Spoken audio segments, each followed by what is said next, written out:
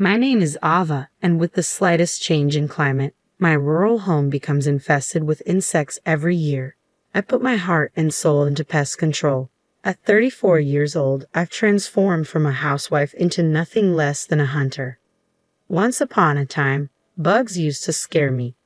I used to say such things without any embarrassment, but once I passed 30, I started facing them with a poker face. Indeed, I've become quite tough.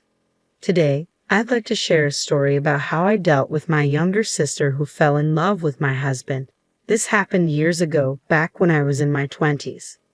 A junior high school reunion was held for the first time in many years, where I reconnected with my childhood friend Josh, who used to live in my neighborhood during elementary school. My sister Emily, 2 years younger than me, and I used to play with Josh a lot. But as typical boy sentiments grew stronger, playing with girls became embarrassing for him. Josh distanced himself from us when his family moved away in junior high, and we lost touch. At the reunion, I was nervous when reconnecting with Josh, but adulthood brought its strong ally, alcohol. Josh, loosened by its power, and I, emboldened by the same, had a lively conversation that was hard to believe after such a long time apart. We continued to party together, and by the end of the night, Josh confessed, "I used to like you when we were kids, and it seems like I can still like you as an adult." With this light-hearted exchange, our relationship began. Later, when sober, Josh joked, "Man, I said too much. Am I embarrassing? Who the hell do I think I am?" I couldn't help but laugh at his embarrassment. Everything fell into place, and we decided to get married. We visited each other's homes and completed the formalities for cohabitation and marriage planned for 6 months later. However, a problem arose at my house when Josh came to meet my family over a meal. As my sister returned home from work with a deflated voice, her surprise at seeing Josh turned quickly into a happy expression. "Wow, Josh, why are you here?" Embarrassed, Josh glanced at me and then explained, "Actually, we've been dating for about half a year now, and we've decided to get married. I came here today to inform our parents." I thought I should explain to my family, so I told my sister the circumstances. Her face turned visibly grim. "I see. I'm tired, so I'm going to bed. Good night," she said abruptly, retreating to her room and slamming the door shut.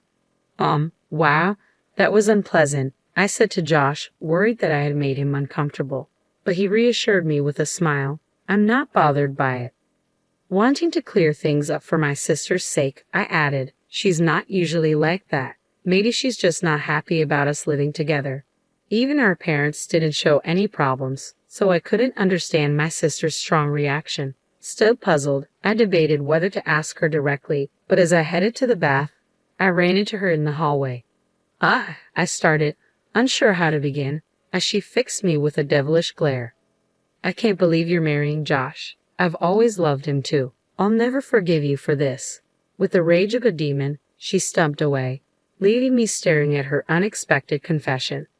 Seriously, she was in love with Josh. I muttered to myself, feeling like the plot was straight out of a daytime drama, holding my head in disbelief. After a night of restless tossing and turning, I finally found clarity. Is it really a problem if my sister loves my fiancé? After all, our marriage is already decided. If Josh had loved my sister, it would have been a different story, but that's not the case. More importantly, if she's felt this way since childhood, she should have told him sooner. Realizing it was my sister's failure to express her feelings that caused this turmoil, I decided it was absurd for her to blame me. Though I could sense her growing hostility towards me as her older sister, I chose to let it slide. Despite the gravity of the situation, I opted for an optimistic view and decided to let it go. However, I was torn about whether to tell Josh. On one hand, revealing my sister's feelings might complicate things for Josh, I reasoned. But if I don't tell him, he'll sense the tension whenever he visits without understanding why. Considering Josh's involvement, I ultimately decided honesty was the best policy. I have to tell him, I resolved. When I finally did, Josh listened attentively and reassured me, "Tell me if anything happens. I'll handle it." "True, it's a sister issue," I acknowledged, relieved by Josh's understanding. "If she gets too aggressive, maybe he'll use you as a shield," I joked nervously. "Don't joke like that," Josh chuckled, trying to lighten the mood. With our decision made, Neither of us wavered in our commitment to marry. Convincing my sister was not our aim. We simply accepted the situation. From then on, as expected, my sister's animosity towards me only grew. On one occasion, after she used the bathroom before me, she left it messy without cleaning up. "This isn't a big deal. It's just a shower," I sighed, trying to brush it off. I could even afford to joke about how cute my little sister was for pulling such a modest, shabby prank. However, having my makeup and wallet hidden before heading to work was a real blow. "I don't have time for a treasure hunt in the morning," I muttered, desperately searching for them. Trembling at the thought of being late, I barely made it to work on time twice in 1 week. "You're not slacking off with your wedding coming up, are you?" My boss eyed me coldly, adding to my frustration. "I won't forgive her." No, I'm the big sister. I should forgive her.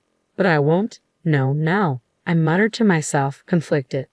Initially, my parents were unaware of my sister's harassment, but after she started hiding my valuables, they began to notice something was off. "Why are you doing such childish things?" My mother scolded my sister, though my sister seemed to revel in annoying me. The real issue, however, was my father. Ever since my sister was born and my mother's health declined, he had cared for her as if she were still a newborn. He doted on her more than me, or rather, he was biased towards her. His experience in parenting had made him feel like a mother, and I couldn't fault him for that. I, too, loved my sister, especially considering the tough times we grew up in together. Reflecting on our different treatment, I recall the childhood incident when I had wanted to go to an amusement park, but she had insisted on the aquarium. My father, always siding with her, promptly decided on the aquarium. I remembered my mother, always checking if I was okay with his decisions, asking, "Are you sure it's okay not to go to the amusement park?" Honestly, I don't harbor any bitter memories of my father's favoritism towards my sister, but if my mother hadn't balanced things out, I might have felt inferior. Plus, at the time, even my friends remarked about how my sister received more affection. I didn't dwell on it. I simply accepted that there was a bias in love everywhere. Maybe it's just my inherently optimistic personality. I always look for reasons not to feel down. But this time, my father clearly took my sister's side. Apparently, she accused Josh of stealing her boyfriend, which in my father's eyes painted Josh as the villain. I understood his protective stance, imagining the plight of the sister who was left behind while her elder sister was about to get married. In response to my father's thoughts, my mother intervened, saying, "I don't see Josh as the kind of person who would do such a thing," voicing her skepticism. "No, that's not true. Listen to my opinion," I countered, hoping they would consider both sides fairly. My mother, known for not taking our words at face value and judging us fairly, tried to mediate. But my father's protective instincts overruled reason.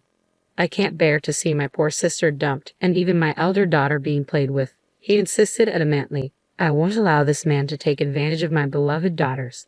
Wake up." It felt like I was being pushed into a corner, unable to make my voice heard amidst my father's firm convictions. Though he loved us deeply, his favoritism caused a strain this time. The growing opposition to my marriage troubled me deeply. So, I made a decision. I would leave home earlier than planned and live with Josh. Simply put, if the issue stemmed from my sister, distancing myself seemed the best solution. If I'm not at home, I won't be harassed. Problem solved, I reasoned, finding peace in the decision. And indeed, our life together passed peacefully after that. As days went by, my mother softened her stance, acknowledging, "I think your side of the story is probably right. You're an adult now. Do as you like, live freely." Surprisingly, my father remained silent, though dissatisfied. Deep down, he probably thought that even if Josh and I broke up, I would be pitiful, and he couldn't fathom Josh turning to my sister. I suppose my father thought it was the best solution. I felt sorry for Josh, unfairly painted as a villain, but with no word from my troublesome sister, I thought everything had settled. Then came the wedding day. As expected, my sister didn't attend, and my father took the opportunity to suggest, "It's not too late to reconsider your decision to marry. Marriage comes with all sorts of challenges, so be prepared." My mother, always mild-mannered, added, "Needless to say, really?" In the background, my father looked pale. Not everyone might have blessed us from the bottom of their hearts, but under our parents' watchful eyes, we exchanged vows. The next day, the intercom of our home chimed loudly. "What's going on?" Josh and I jumped up, rushing to the monitor. To our surprise, my family was visiting us. Dad, Mom, and even Emily. What's going on? I asked, bewildered, as my younger sister glared at me with sharp eyes. I kept quiet, but she continued, I'm pregnant with Josh's child. You have to take responsibility.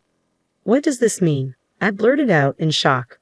Fortunately, we don't have a child yet. You can't just force us to break up and marry Josh. Ignoring my protests, she persisted, you should give Josh to her. Confused, my mother intervened, asking, what's going on? Josh, still half asleep, stumbled to the front door behind me.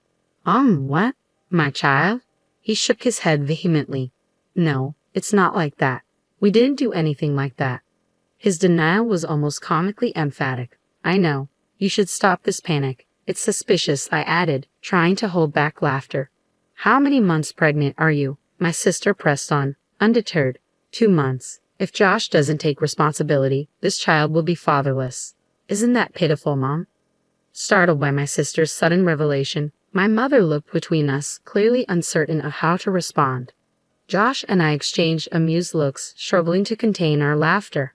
Ha ha ha, I chuckled nervously, trying to explain our laughter to our confused parents who couldn't grasp the reason behind it. What are you laughing at? My sister Emily asked, flustered by our sudden outburst. Well, 2 months ago, I started, tears welling up from laughing too hard. We had fun last time, didn't we? Josh interjected, catching my sister off guard with his unexpected question. My parents remained perplexed, their expressions filled with disapproval as they didn't understand Josh's playful intentions. I was probably the only one who caught on to his subtle plan. By the way, Emily, how many abs do I have? Josh continued, throwing another curveball. Emily looked blank, clearly puzzled. I was on the verge of bursting into laughter again. Josh, are you serious? Talking about your abs like you've lost them, I managed to say between giggles. What are you talking about, Josh? Emily asked, clearly bewildered. The correct answer is 0. I was about to confirm that Josh was just teasing when he solemnly confessed, I actually have no abs. Even my mom couldn't help but chuckle at his antics. It seemed like a contest to see who could make the other laugh the most. Here's question 2. Have you seen my moles? How many do I have in total? Josh continued, his strange questions leaving my sister at a loss for words. Hey, wait, what? Emily stammered, unsure how to respond. Josh persisted with his playful interrogation, leaving my sister flustered. Well, that's to be expected, I thought, seeing Josh's mischievous grin and my sister's confused expression. It was like a game to him, delighting in teasing her and watching her struggle to answer. Despite knowing she could end it by denying everything, Josh seemed to enjoy keeping her on her toes. In fact, even my mother began to suspect something was amiss. Isn't there something odd about their relationship? She murmured quietly, observing the dynamic between my sister and Josh. Of course, I thought, realizing that such banter wouldn't be possible if they were genuinely intimate. Moreover, it would be too embarrassing in front of our parents. The very act of having such a light-hearted conversation was proof that nothing had actually happened between them. Josh was simply enjoying his own way of playfully teasing Emily like a child with a new toy. It was both amusing and slightly unsettling. What a mischievous man he could be. I watched closely, wondering how my sister would react to Josh's playful banter. She pondered the second question, visibly tense. On mic 10, she finally answered, nervously guessing. Buzz, sorry, the correct answer is I don't even know, Josh proclaimed dramatically. Even my father couldn't contain his laughter, doubling over in amusement. At the same time, to cover his amusement, he feigned frustration. Love is enough, Josh. Don't you dare joke around after causing my daughter such distress. My father interjected sternly, preparing to scold Josh. Wait, listen, I interjected, trying to diffuse the tension. You said the pregnancy was 2 months along, right? Considering the conception period, there's no way the child could be Josh's. What do you mean? My mother asked, intrigued by my point. Can I say it? I glanced at Josh, who reluctantly nodded with a deeply embarrassed expression. Wait, hold on. Can I say it? Can you? Josh stammered nervously. Oh yeah, I'll do it, I replied, despite the awkwardness. Josh puffed out his chest bravely. Mom and Dad, the truth is, during that time, I was stung by a bee in a very sensitive area. At this revelation, everyone, even my sister, burst out laughing uncontrollably. That's enough of the lies, Josh. There's no way you were stunned there, my father exclaimed, torn between anger and amusement, while my mother laughed uproariously, clapping her hands. No, well, it's embarrassing, but it's true, Josh insisted, his face and ears turning bright red rapidly. It was hot, so I thought I'd cool off. Taking advantage of the fact that I couldn't be seen from outside, I opened the window and was relaxing in the nude when a bee flew in and stung me. I struggled to contain my laughter, trying to respect Josh's embarrassment in front of my family, but it was too hilarious not to join in. There's no way a man could be that embarrassing, my father chuckled, shaking his head. Well, that embarrassingly embarrassing man is right here, Josh retorted loudly, trying to defend himself. That still doesn't prove that the child in my belly isn't from Josh's seed, my sister interjected, regaining her stance and joining the conversation with renewed vigor. Emily, think about it, I reasoned. Josh got stung in a very important place. Dad, imagine if that happened to you as a man. You'd understand the pain of having such a vital area harmed. My sister fell silent, considering my serious tone. Meanwhile, my father, who seemed to have visualized the situation based on Josh's explanation, quietly clutched his groin and looked down thoughtfully. Though he tried to maintain a stern face, it was clear he was starting to believe Josh's unlikely tale. It's a really delicate area for men, so it was tough. I even thought about calling an ambulance, Josh concluded, his embarrassment evident despite his attempt at humor. I couldn't help but respond to Josh's story with embarrassment. I had a fever, it was tough, and doing the deed in that state would be way too kinky. You can even check with the hospital that took care of me if you want, Josh explained in an almost inaudible voice. To my surprise, my mother burst into laughter. Josh, didn't you used to have a habit of taking off your swimsuit when you played in a kiddie pool? She teased, approaching him with playful curiosity. Why don't you show me where you were stung? Josh tried to dodge my mother's playful inquiry, covering not his private area, but his irrelevant chest. From what I saw, my mother seemed to fully trust him now, which gave me a sense of relief, although Josh didn't seem to share the same feeling. Well, I sympathize as a man. I don't think anyone would lie about such an embarrassing thing. There's no need to check with the hospital, my father chimed in, his expression unusually kind towards Josh, as if respecting his dignity. Ironically, it seemed that understanding came quicker among men in this situation. I wondered if this was what they called a blessing in disguise. Amidst this light-hearted banter, I turned to my sister, who stood in a daze. Even if you lie like this, it won't lead to Josh and me getting divorced. I think you're just making yourself more miserable, I said calmly. You may not believe me, but I really want you to be happy. After all, you're my only sister. My sister's eyes widened in anger. Shut up, shut up, shut up. I don't like Josh anymore. If he's going to take your side, she snapped, emotional and reaching out to grab me. I don't care if you don't like me. I love Ava, and that's all that matters, Josh firmly asserted, brushing off my sister's hand.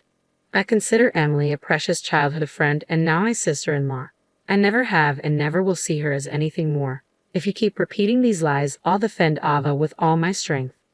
I couldn't help but feel moved by his words. He had come a long way from the man who was embarrassed by a bee sting, muttering about the world being his enemy. Watching this unfold, my father intervened. Emily, if you're really pregnant, show us your medical records or something, he requested, his tone serious. With that, my parents made it clear they had believed Emily's pregnancy claims without any basis. I appreciated their unquestioning trust in their children, though this time it seemed to have backfired. If you've lied, you owe both of them an apology, my mother added sternly. My sister, visibly shaken and biting her lip, turned away with tears in her eyes. My father moved to follow her, but my mother stopped him. Let her go and cool off, she advised. 2 weeks passed. My sister continued to insist she was pregnant, but my mother finally persuaded her to visit a gynecologist. The diagnosis, no signs of pregnancy and perfectly good health. We're sorry for dudding you and causing you so much trouble. My parents apologized sincerely.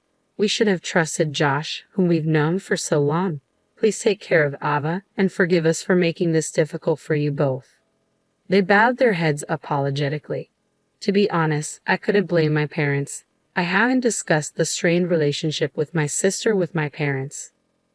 They have always believed in their daughters without question, a quality that society might view in various ways, but for me it has been a source of immense reassurance.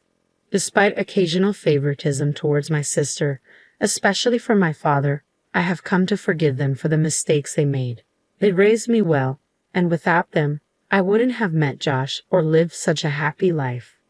When my sister's lie about being pregnant was exposed, she reacted angrily, declaring, "I don't need this family anymore," and stormed out of the house. Normally, my father would have gone after her, but this time he suggested it might be better for Emily to take some time away, a cooling off period. My mother agreed, adding firmly, "If she can't come back and sincerely apologize, we won't let her back into this house." Deep down, I doubted my sister would ever apologize sincerely. It felt like a definitive break between us. 7 years passed. My sister did return once, bowing her head to her parents and asking to come back. Initially noble in her return, by the end of the year she had caused a significant incident while heavily intoxicated. One tumultuous New Year's Eve, she sneaked into Josh's bed, mistaking it for mine, and startled him awake. Both of us, along with our parents, were shocked by the disturbance. "Don't approach him," I warned her angrily.